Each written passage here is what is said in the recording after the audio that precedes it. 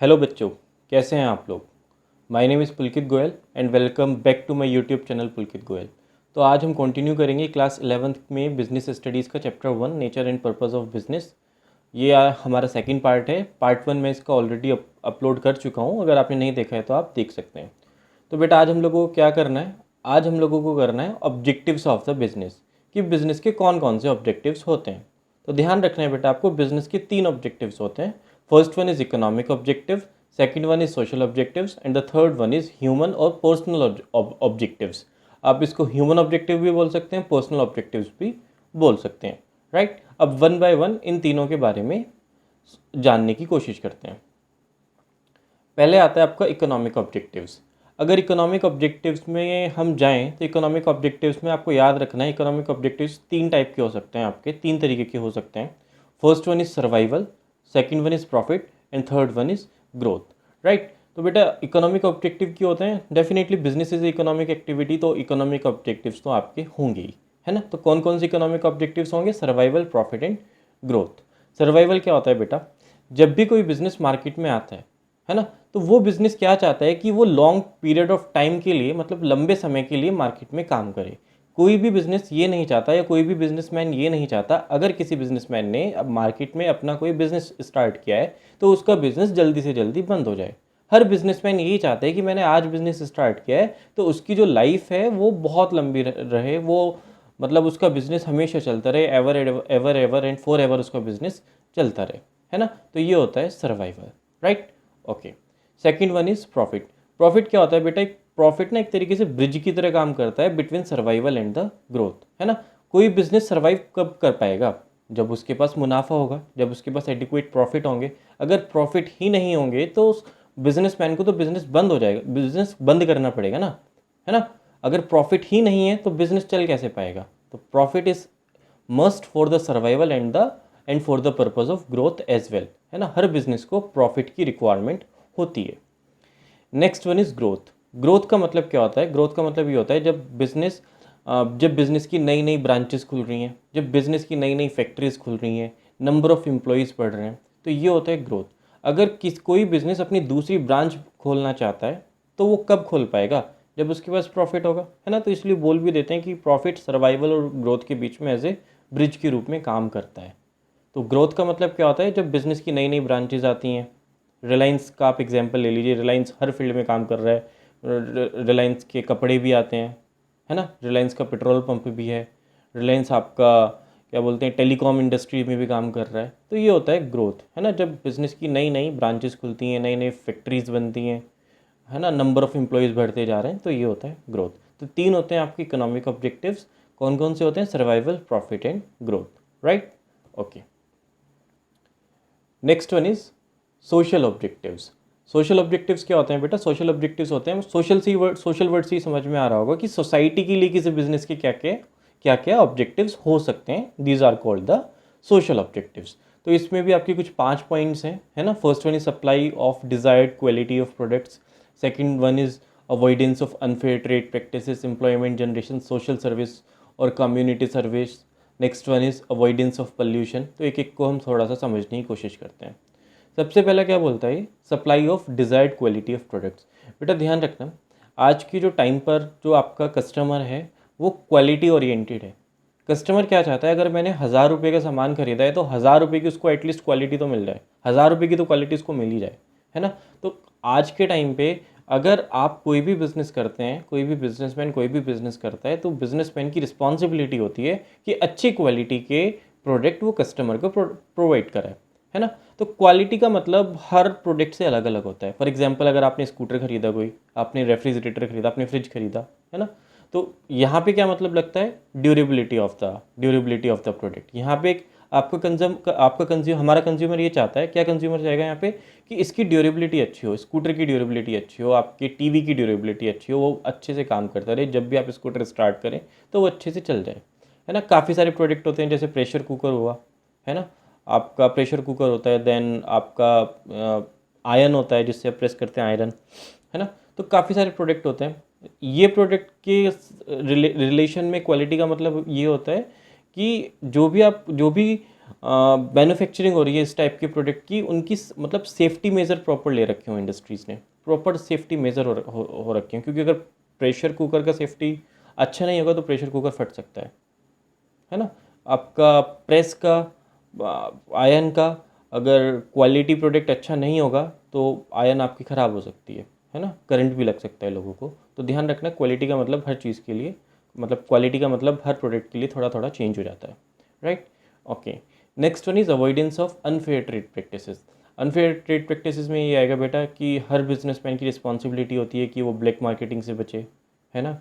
मतलब ऐसा ना हो कि एडल्ट्रेशन चल रही है। एडल्ट्रेशन का मतलब क्या है, अगर किसी का पल्सेस का काम है, दाल बेचने का काम है, तो उसके अंदर कुछ उसने कंकड़ पत्थर भी मिला दिए हैं, ऐसा नहीं होना चाहिए। आप अच्छे से मतलब ठीक ठाक अपना अच्छा क्वालिटी का प्रोडक्ट प्रोवाइड कराइए, आप अनफेयर ट्रेड प्रैक्टिसेस को अवॉइड करिए, है ना। अगर अनफेयर ट्रेड प्रैक्टिसेस करेंगे तो आपका कंज्यूमर चेंज हो जाएगा। कंज्यूमर आपसे सामान ना लेके किसी और बिजनेसमैन से सामान ले लेगा। आज के टाइम पे क्या दुकानों की कमी थोड़ी ना है। तो इससे होगा ये, अगर आप अनफेयर ट्रेड प्रैक्टिसेस करेंगे तो आपका कस्टमर आपसे टूट सकता है, कस्टमर आपका चेंज हो जाएगा, कस्टमर आपसे हट जाएगा, right. Okay, next one is employment generation. पता ही है आपको, हमारे देश में आज भी बेरोजगारी एक बहुत बड़ी समस्या है। तो जब भी कोई बिज़नेस स्टार्ट होता है तो बिज़नेस की रिस्पॉन्सिबिलिटी होती है कि वो एम्प्लॉयमेंट को ज़्यादा से ज़्यादा जनरेट करे, है ना। ज़्यादा से ज़्यादा बिजनेस, ज़्यादा से ज़्यादा रोज़गार को जनरेट करने की हर बिज़नेस की रिस्पॉन्सिबिलिटी होनी चाहिए, है ना। ठीक है कि आज का टाइम मशीन ओरिएंटेड है, तो लेबर इंटेंसिव फोर्स आज के टाइम में थोड़ा कम यूज़ होती है, बट फिर भी बिजनेसमैन मतलब जहाँ पर मशीन को अवॉइड कर सकता है वहाँ पे मशीन्स को अवॉइड करे और लोगों से काम कराए। इससे एम्प्लॉयमेंट जनरेशन होगा, लोगों के घर में मतलब लोगों को रोज़गार मिलेगा, वो भी अपनी ज़रूरतें पूरी कर सकेंगे। ठीक है जी। Next one is social service और कम्युनिटी सर्विस।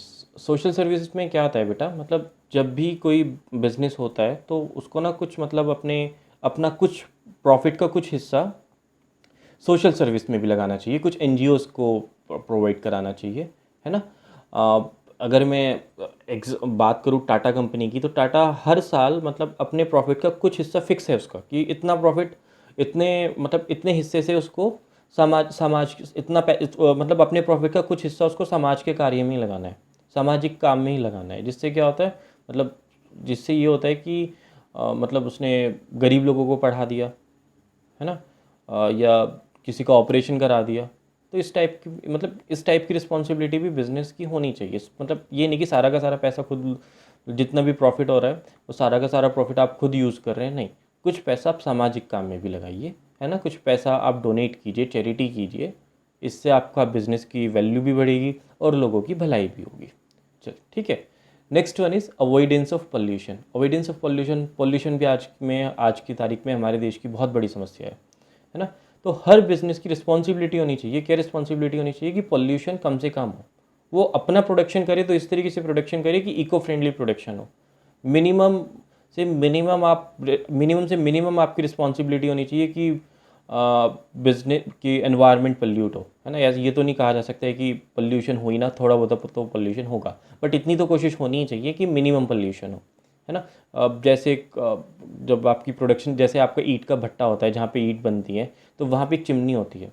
उस चिमनी की हाइट ना कम गवर्नमेंट बताती है कि इतनी हाइट की चिमनी होनी चाहिए। बिकॉज अगर उस पर्टिकुलर हाइट की चिमनी नहीं होगी तो उसका जो धुआं होगा वो एयर को पोल्यूट कर सकता है। तो जो उसने गाइडलाइन गवर्नमेंट ने बताई है चिमनी बनाने की, वो चिमनी उसी हाइट की बनाइए, है ना। जिससे क्या होगा, जिससे ये होगा कि आपका जो जो हम लोगों का पोल्यूशन है, जो हमारा एयर है, उसकी वैल्यू डिग्रेड नहीं होगी, आप सांस लेने में आपको तकलीफ़ नहीं होगी। तो आपको पोल्यूशन को भी अवॉइड करना है ना। ऐसा नहीं कि आपका जो वेस्ट आ रहा है डायरेक्टली आप उसको नदियों में डाल रहे हैं, लेक्स में डाल रहे हैं, नहीं। आप कोशिश कीजिए कि आपका वेस्ट नदियों में ना जाए, जैसे भी आपको करना है कीजिए बस, बट कोशिश कीजिए कि पोल्यूशन कम से कम हो। ठीक है जी। Okay, next one is human objective या पर्सनल ऑब्जेक्टिव। इसको ह्यूमन ऑब्जेक्टिव भी बोल देते हैं, पर्सनल ऑब्जेक्टिव भी बोल देते हैं, कुछ भी बोल सकते हैं।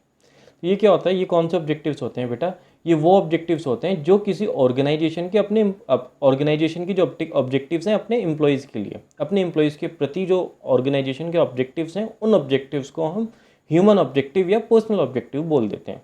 तो ये कौन कौन से होते हैं, गुड वर्किंग कंडीशंस यही होता है कि आपका जहाँ एम्प्लॉय बैठेगा मतलब उसको अच्छे से चेयर मिले, है ना, ऐसा नहीं कि टूटी फूटी चेयर पड़ी है।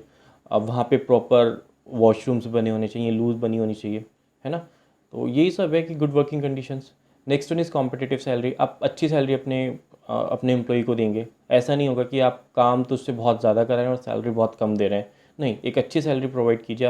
आप अगर आप अच्छी सैलरी प्रोवाइड नहीं करेंगे अपने एम्प्लॉय को, तो इससे ये होगा कि वो आपका एम्प्लॉय बहुत जल्दी आपकी नौकरी छोड़ के किसी दूसरी ऑर्गेनाइजेशन में चला जाएगा।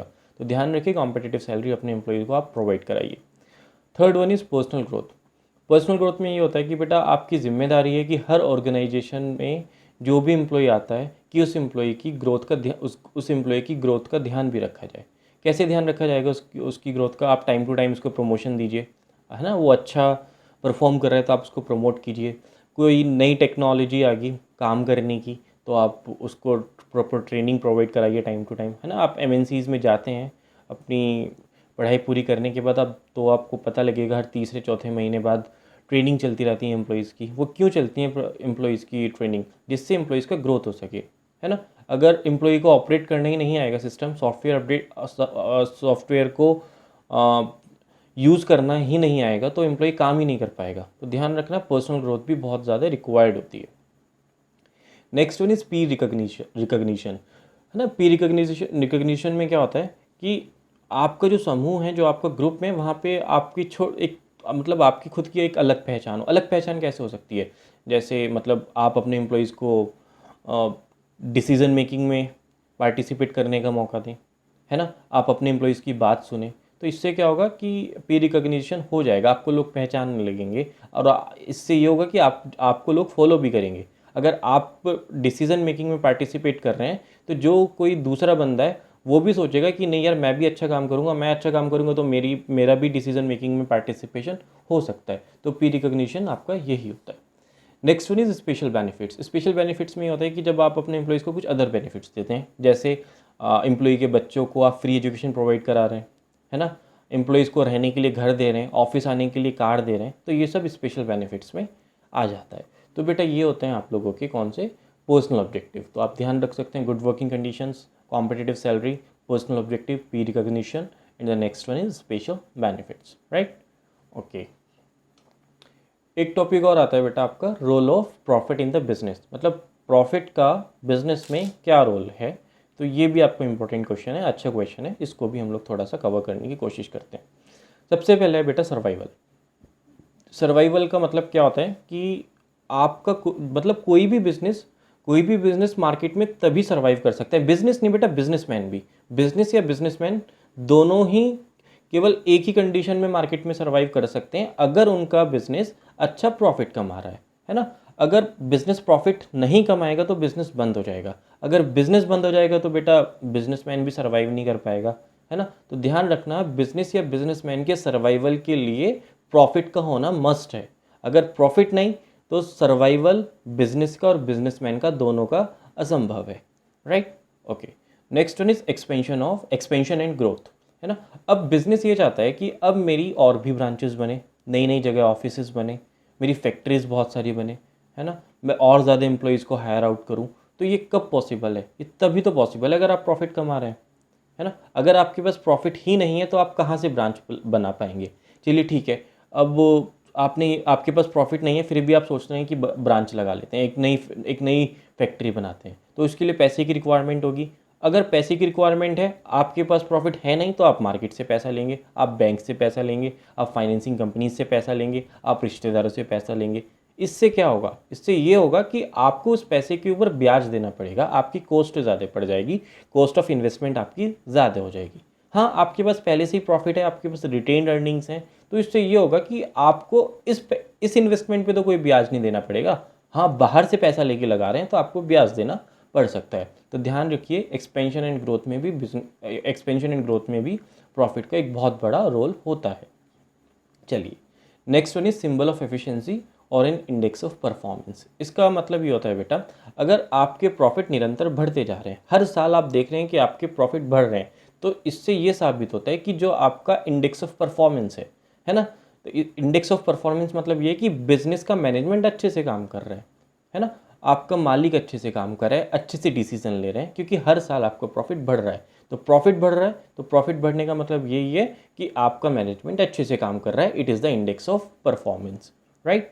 Okay, next one is reward for bearing risk. Reward for bearing risk का मतलब क्या होता है? अगर आपके बिजनेस में कुछ नुकसान हो जाता है तो उस नुकसान को झेलने के लिए आपके पास पहले से ही प्रॉफिट होना ज़रूरी है ना। इस साल तो नुकसान हो गया है तो आप पिछले साल का जो प्रॉफिट आपका रखा हुआ था आप वहाँ से यूज़ कर लेंगे। एक चीज़ आप और याद रखेंगे, है ना, कि जो आपका प्रॉफिट और रिस्क होता है ये डायरेक्टली रिलेटेड होते हैं एक दूसरे से। डायरेक्टली रिलेटेड कैसे होते हैं? अगर किसी बिजनेस में हाइयर रिस्क है तो उसमें हाइयर प्रॉफिट होगा, अगर किसी बिजनेस में लोअर रिस्क है तो उसमें लोअर प्रॉफिट होगा। तो ये भी बात आप ध्यान रखेंगे, ठीक है जी। Okay, next one is helps to gain the reputation और गुडविल। सीधी सी बात है ना। अगर कोई बिजनेस मुनाफा कमा रहा है, उसकी नई नई ब्रांचेस खुल रहे हैं, वो ज़्यादा एम्प्लॉयज़ को हायर आउट कर रहे हैं, तो उसकी अपने आप में गुडविल बनेगी, उसकी रेपुटेशन बनेगी, है ना। हर कोई एम्प्लॉय हर कोई व्यक्ति उस बिज़नेस में काम करना चाहेगा, उस आपकी फर्म में, आपकी कंपनी में नौकरी लेना चाहेगा, है ना। तो ध्यान रखना कि अगर आप एडिक्वेट प्रॉफिट कमा रहे हैं, अच्छे प्रॉफिट कमा रहे हैं, निरंतर आपके प्रॉफिट बढ़ते जा रहे हैं, तो इससे आपके बिज़नेस की रेपुटेशन भी बहुत ज़्यादा बढ़ जाएगी, है ना। तो और दूसरी बात बेटा ये, अगर आपके बिज़नेस में प्रॉफिट ज़्यादा होगा तो सीधी सी बात है आपके बिज़नेस के शेयर की वैल्यू भी ज़्यादा होगी, आपकी कंपनी के शेयर की वैल्यू भी ज़्यादा होगी। इस कंपनी में हर इन्वेस्टर इन्वेस्ट भी करना चाहेगा, है ना। क्यों? क्योंकि उसको पता है अगर मैं यहाँ पे इन्वेस्ट करूँगा तो कंपनी के पास प्रॉफिट है, और प्रॉफिट है तो हमें अपना जो रिवॉर्ड है, अपना जो डिविडेंड है, वो आराम से मिल जाएगा। कोई भी इन्वेस्टर उस कंपनी में इन्वेस्ट नहीं करना चाहेगा जिस कंपनी में लॉसेस पड़े हुए हैं, है ना। तो ध्यान रखना, आपको ये भी ध्यान रखना है कि जिस बिज़नेस में प्रॉफिट होगा उस बिज़नेस की रेपुटेशन या गुडविल भी अच्छी हो जाएगी, ठीक है। तो बेटा ये हमारा आज का लेक्चर था जिसमें हमने ऑब्जेक्टिव्स ऑफ बिजनेस पढ़े, और दूसरा हमने पढ़ा role of profit in the business, right. I hope that कि आप लोगों की वीडियो समझ में आई है। अगर अभी भी आपको कोई डाउट है तो आप मुझे बता सकते हैं, कमेंट बॉक्स में लिख सकते हैं, right. So thank you guys, thank you so much, and please don't forget to like, share and subscribe. Thank you guys.